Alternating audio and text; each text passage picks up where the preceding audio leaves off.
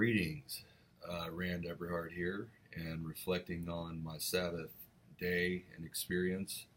Um, Palm Sunday was the day that I arranged to create space and margin in my life intentionally to experience the Sabbath.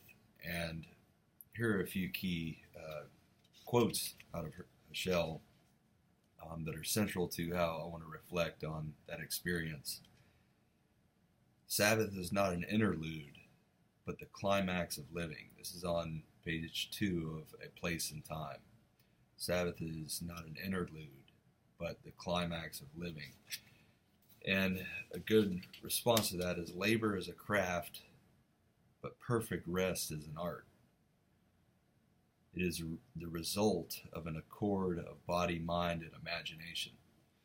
So, during my time, it was important that I remove myself from the temptation to be an information junkie and to, even if it's Christian literature and Christian spiritual formation stuff that all of us lean into pretty intentionally to grow in ministry and to be more effective.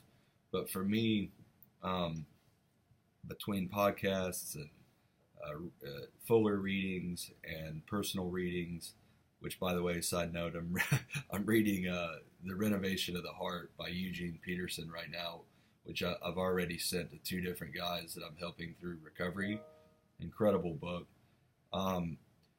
But the point is that even if it's helpful information and could tentatively glorify God, there's a need to create space to find that perfect rest. And this final quote, that one was on page 3, but this final quote out of Michelle, A Place and Time, is a place and time, a dimension in which the human is at home with the divine. I really love that. And that is, in fact, what I experienced as I set time apart to be with the divine.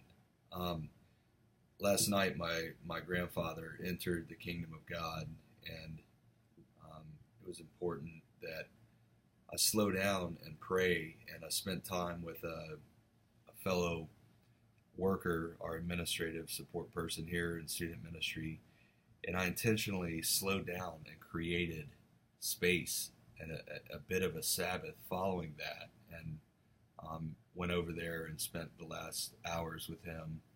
And it was important that Sabbath preceded that because it allowed me to be fully available to feel instead of just think and move from one ministry thing to another. I was really able to feel into the pain and the glory and the joy of a life lived well and the authentic love that my grandfather modeled and offered me. So my time was a huge blessing, and good reflection came of it. Thanks.